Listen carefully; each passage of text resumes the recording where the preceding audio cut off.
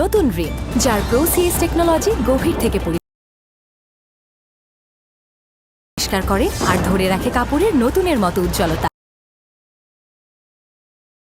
নতুন Rin advanced powder, নতুনের মতো উজ্জ্বল। আমার মেয়ে আপনার মতো একজন ভালো বাবা পেয়েছে। বাবার আদর, বাবার স্নেহ সবই ওর জীবনে আছে। সামিরের জন্য কলজের ভিতরে কেমন জানি লাগতেছে, খালি খালি মনে পড়তেছে আমার স্বামীর কই আছে, মেহেরিন। তোমাকে সবাইকে সালাম। আজকের পর্বটা নিয়ে কথা না বললেই নয়, কারণ গল্পটা এখন বেশ সিরিয়াস একটা মোড় নিয়েছে। একদিকে পারিবারিক মায়া, অন্যদিকে নিজের সন্তানের করা চরম বিশ্বাসভঙ্গ। সব মিলিয়ে পর্বটা ছিল বেশ ইমোশনাল। ভিডিও শুরু করার আগে একটি ছোট অনুরোধ, আপনারা কে কোন জেলা থেকে নাটকটি দেখছেন কমেন্টে লিখে জানান। দেখা যাক কোন জেলার দর্শক সবচেয়ে বেশি এই নাটকটিকে ভালোবাসে। চলুন তাহলে শুরু করা যাক। শুরুতেই আমরা দেখি সমীর আর জ্যোতির সহজ সরল সংসার।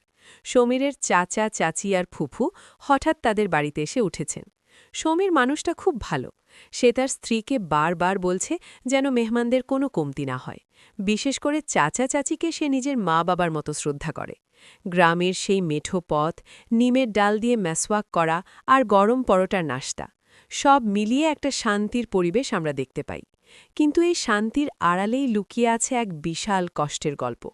গল্পের অন্য পিঠে আমরা দেখি ফাহাদকে। ফাহাদ শহরে মীরাকে নিয়ে একটা নতুন ব্যবসা শুরু করছে। সে জীবনে অনেক বড় হতে চায়, কিন্তু তার এই জেদের পেছনে কারণটা বেশ অন্ধকার। ফাহাদ বলছে সে নিজেকে বদলে ফেলেছে, সে আর আগের ফাহাদ নেই। সে তার বাবার হারানো বাড়িটা যে কোনো উপায়ে ফিরে পেতে চায়। এখন আসল টুইস্টটা বলি। সমীর যাদের চাচা চাচি বলে এত সেবা করছে, তারা আসলে ফাহাদেরই জন্মদাতা মা বাবা। ফাহাদ তার নিজের মা বাবার সাথে বড় ধরনের বেইমানি করেছে। তাদের অন্ধবিশ্বাসের সুযোগ নিয়ে দলিলে সই করিয়ে সে তাদের ঘরছাড়া করেছে।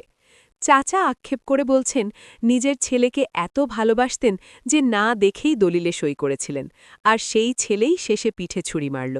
এখন এই বয়সে এসে তারা ঘরবাড়ি হারিয়ে গ্রামে আশ্রয় নিয়েছেন। এদিকে ফাহাদের অফিসে মেহেরিন নামের এক মেয়ের এন্ট্রি হয়, যার সাথে ফাহাদের আগে থেকেই কোনো সম্পর্ক ছিল বলে মনে হচ্ছে। মেহেরিনকে দেখে ফাহাদ কিছুটা অপ্রস্তুত হয়ে যায়। অন্যদিকে গ্রামের আবুল যখন ফোন করে জানায় যে ফাহাদের মা বাবা এখন গ্রামেই আছে, তখন ফাহাদের চেহারা দেখে মনে হচ্ছিল সে ভেতরে ভেতরে বেশ অস্থির হয়ে পড়ছে। পুরো পর্ব জুড়ে একটা প্রশ্নই বারবার মাথায় ঘুরছিল, ফাহাদ কি আসলেই তার ভুল বুঝতে পেরেছে, নাকি সে আবার নতুন কোনো চাল চালছে।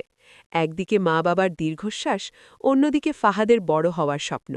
গল্পটা এখন কোন দিকে যায় সেটাই দেখার বিষয়। আপনাদের কি মনে হয়, ফাহাদ কি পারবে তার মা বাবার ক্ষমা পেতে, নাকি অতীত তাকে কখনোই পিছু ছাড়বে না? কমেন্টে অবশ্যই আপনাদের মতামত জানাবেন। আজকের মতো এখানেই বিদায় নিচ্ছি। আল্লাহ হাফেজ।